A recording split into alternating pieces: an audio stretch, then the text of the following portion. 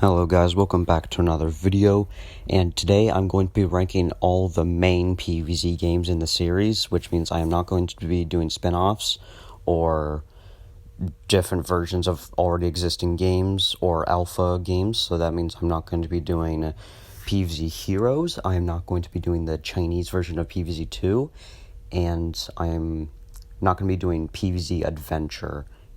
I'm also not going to be doing PVZ 3 because that's still an alpha and it's not finished yet. And also, tomorrow my YouTube channel will be 2 years old. I'm going to be changing my profile picture. I'm not going to be showing you what the profile picture is until, tomorrow when I change it. So, yeah. Until then, you're just going to have to wait for that. And without further ado, let's just get straight into the video, I guess. Alright, so in number 5, we have PVZ 1, the game that started off. I know a lot of you are going to disagree with me on this one, but it's just not that enjoyable in my opinion. Like, it is the game, it's the first game, it's the reason why this entire series is even a thing, but in my opinion, it's just not as enjoyable as the other games. Don't get me wrong, it is a fun game, but just not as fun as the other 4 games that come after this. Of course, not the spin-offs or the different versions, but yeah, that's all I really have to say. It's just not as fun as the other ones, so that's why it's at the bottom of the list. So that is number 5, PVZ 1. Let's go to number 4 now. In number 4, we have PVZ 2. This game is definitely a step up from PVZ 1. It's got a good story. It's got better graphics, of course. It's a pretty good game for a game that came up all the way back in 2012.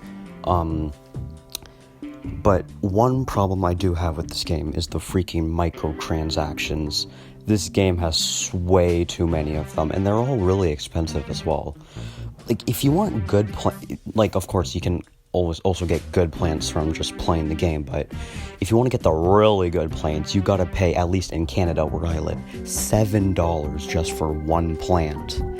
So if you want to get the really good plants, which are the premium ones in this game, you either gotta pay like $7 for them. Again, that's where I live, or they're locked behind these seed packets, which are way too hard to obtain in my opinion. It's just really annoying how these plants are just so hard to get. Now, there are ones that cost 100 diamonds in the shop, and they are also really good, but in my opinion, they still are not as good as the ones they have to pay for or get from seed packets. That's all I really have to say about this game. If it's still a mobile game, I just don't find the mobile games just as fun as the shooters on consoles and PC, but yeah, that's all I have to say about PVZ 2. Let's go to number 3 now. In number 3, we have Plants vs. Zombies Battle for Neighborville. This game, it was a disappointment. Like, it had so much potential. If only PopCap and EA didn't abandon this game 1 year after its release, then it could have done so much more to maybe even get the PVZ community to actually like this game. Now, again, it's sad because I used to like this game a lot. Like, this used to be my favorite PVZ game ever. I don't know why, but it was. Probably because Nightcap is in it, but yeah. One thing I do like about it, though, is that, in my opinion, out of the 3 shooter games, it definitely has the best story out of all 3 of them. It's not like Garden Warfare 2, where it's just do this or do that in the hub world, or it doesn't just have slightly augmented graveyard or garden ops.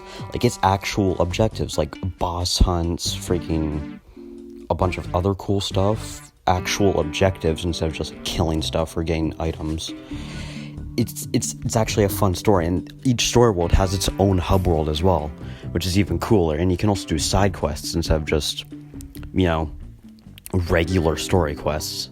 But yeah, I like the story for this game. It's actually pretty good, but other than that, it's just the gameplay I don't really like. I also don't like all the things that you can buy in this game. Like, you have to pay stars in order to get the special abilities, but yeah, that's all I have to say for BFN. Let's go to number 2 now. In number 2, we have Plants vs. Zombies Garden Warfare 1. This game is so good. I am so happy that this game exists.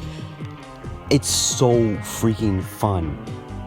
I'm actually surprised because I've been starting to play it more recently, and I've noticed that the servers are actually more alive than Garden Warfare 2 servers. I have no idea how this is possible, but it is. The game is freaking almost 9 years old now, and people are still playing it. This game came out in 2014, and it's such a good game. I love it so much. I even had it on the PS3. I wish it still worked on the PS3, but it doesn't anymore, so I have to play it on the PS4. Doesn't matter though, because I play the PS4 way more anyways. I just love all the characters you can play. One thing I do have a problem with is that they have freaking Aquafina characters in it. But the Cheeto characters are fun. I also like how the bling items and the side items are actually worth something in this game. They're not just like common items or really easy reskins to get. They actually come from packs that you can only get that they're like 3 times. They cost 3 times more as the crazy packs, which is 30,000 coins if you didn't know that.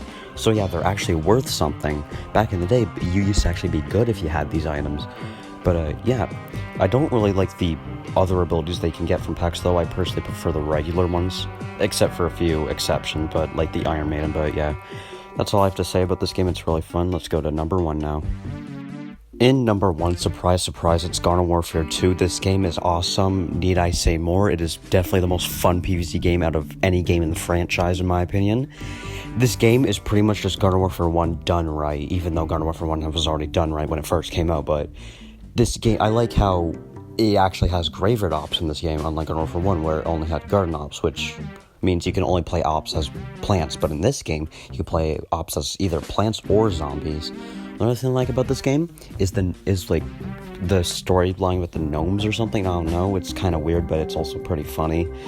Infinity Time's boring once you get all the party characters, but this game's still really fun. I also like the addition of legendary characters. The legendary meters are very unique, especially Toxic Brains, where usually as a legendary character you have to kill people in order to fill it up. As Toxic Brains, you just punch people.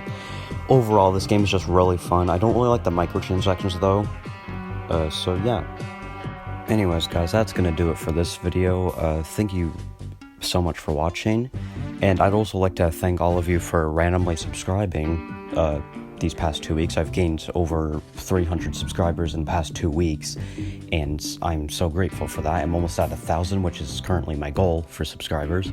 So yeah, thank you all. I have no idea why my POV video is getting so many views. It's almost at 200,000 now, but yeah, thank you all, and please do remember that my YouTube channel's birthday is tomorrow, so do keep an eye out for that. And that's all I have to say. Thank you so much for watching. Goodbye.